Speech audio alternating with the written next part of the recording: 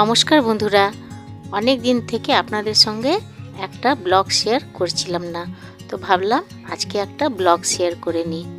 রোজকার মতন স্নান করে ঠাকুরের ভোগ দিয়ে দিলাম, ঠাকুরের পুজো করে নিয়েছি।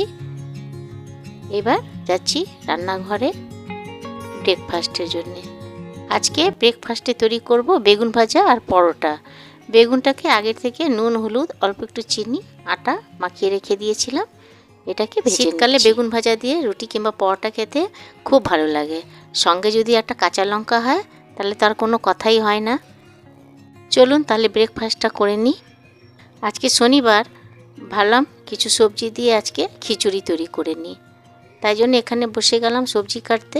আমার দিদি, আপনারা তো আগেও দেখেছেন, এখানে আপনাদের সঙ্গে গল্প করতে করতে সবজিগুলোকে কেটে নিচ্ছি। সবজিগুলো সব কাটা হয়ে গেছে। আজকে একটু টমেটোর চাটনিও করে দেব। ফ্রিজ খুলে দেখলাম কাঁচা লঙ্কা ছিল না। বেশ কিছুদিন আগে আমি ব্যালকনিতে কাঁচা লঙ্কার গাছ লাগিয়েছিলাম।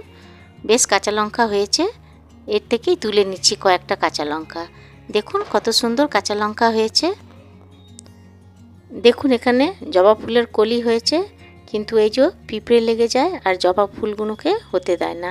সেজন্যই চাল ধোয়া জল রেখেছিলাম, স্প্রে করে দিচ্ছি। চাল ধোয়া জল দিলে নাকি পিঁপড়ে লাগে না। এবার চলুন রান্নাঘরে। খিচুড়ি তৈরি করার জন্যে প্রথমে এক বাটি মুগ ডাল ভেজে নিলাম। আজকে মুগ ডাল আর মুসুর ডাল মিলিয়ে খিচুড়ি বানাবো। জিরে তেজপাতা ফোড়ন দিয়ে সবজিগুলোকে ভেজে নিই। ডালের মধ্যে 2 বাটি বাসমতি চাল দিয়ে ধুয়ে নিচ্ছি। আদা জিরে লঙ্কা গুঁড়ো হলুদ গুঁড়ো দিয়ে দিলাম। ধোয়া চাল ডাল দিয়ে দেবো আর সবগুলো ভেজে নেব। একটা বাসনে জল ফুটতে দিয়েছিলাম, ফুটে গেছে, সবগুলো দিয়ে দিচ্ছি। পরিমাণ মতন নুন দিয়ে দিলাম। খিচুড়ি প্রায় হয়ে এসছে, উপর থেকে ভাজা মশলা ছড়িয়ে দিলাম। অল্প একটু চিনি আর ঘি দিয়ে নামিয়ে দেব। এই শীতকালে সবজি দিয়ে খিচুড়ি খেতে ভালোই লাগে। এদিকে চাটনিটাও হয়ে এসছে, চিনি আর কাজু কিশমিশ দিয়ে দিলাম আর খুব ভালো করে নাড়াচাড়া করে নামিয়ে দেব। খিচুড়ি তৈরি হয়ে গেছে, সবাইকে বেড়ে দিচ্ছি। সঙ্গে একটু বেগুনিও ছিল। একে তো আপনারা চেনেন, আমার ভাইয়ের ছেলে আর আপনাদের দাদা খেতে বসেছে। খাওয়া দাওয়া করার পর আমরা একটুখানি এখানে গল্প করতে বসেছি।